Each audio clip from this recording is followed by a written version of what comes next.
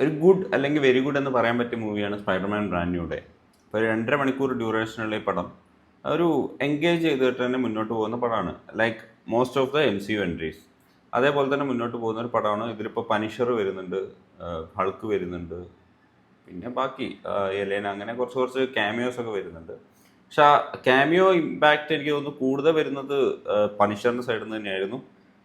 ഹൾക്കിനും ഒരു അത്യാവശ്യം നല്ലൊരു മിനിമൽ ക്യാമിയോ വന്നിട്ടുണ്ട്. പക്ഷെ അത് മാറ്റി നിർത്തിയ ഇതൊരു സ്പൈഡർമാൻ മൂവിയാണ്. അതായത് സ്പൈഡർമാനിലാണ് ഫോക്കസ് ചെയ്തുകൊണ്ടിരിക്കുന്നത്. ഇപ്പോൾ പീറ്റർ പാർക്കർ സ്പൈഡർമാൻ ഈ ഒരു ഐഡൻറ്റിറ്റീൻ്റെ ഇടയിൽ ആൾ എങ്ങനെ ജീവിക്കുന്നു, ഇപ്പോൾ ആളുടെ പുതിയൊരു സിനാരിയോ, ഇപ്പോൾ ഒരു ലാസ്റ്റ് ഇപ്പോൾ എല്ലാവരും സ്പൈഡർമാൻ ആരാ അല്ലെങ്കിൽ പീറ്റർ പാർക്കർ ആരാ എന്ന് മറന്നു പോകുന്ന ഒരു സിനാരിയോ ഒന്ന് എങ്ങനെ അതിനെ ഉൾക്കൊണ്ട് ജീവിക്കുന്നു എന്നുള്ള ബേസ് ചെയ്തിട്ടുള്ള ഒരു സ്റ്റോറിയാണ് വരുന്നത്.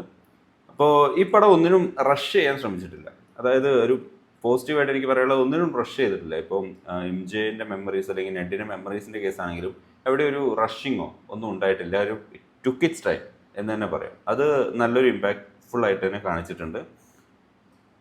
മോസ്റ്റ്ലി ഇപ്പോൾ ഒരു ആക്ഷൻ സീക്വൻസ് വഴി സ്റ്റോറിയെ ബ്ലൈൻഡ് ചെയ്യാനൊന്നും ശ്രമിച്ചിട്ടില്ല. ഇപ്പോൾ ഒരു ഇമോഷണൽ സീക്വൻസിലാണ് ഇത് കൂടുതൽ ഫോക്കസ് ചെയ്തിട്ടുള്ളത്. എന്ന് വെച്ചാൽ ആക്ഷൻ ഇല്ല എന്നല്ല, കുറച്ച് നല്ല കൂൾ ആക്ഷൻ സീക്വൻസസ് പടത്തിലുണ്ട്.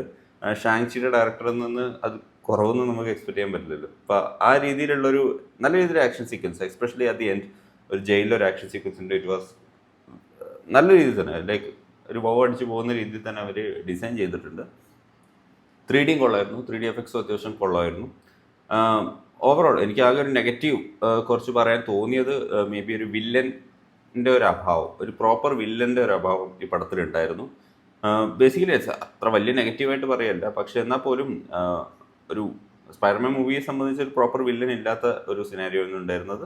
മോസ്റ്റ്ലി ഇതൊരു ക്യാരക്ടർ ആർക്ക് എന്നുള്ള രീതിയിൽ കൺസിഡർ ചെയ്യാൻ പറ്റിയൊരു മൂവിയാണ്. And yes, Spiderman will return probably in the next year.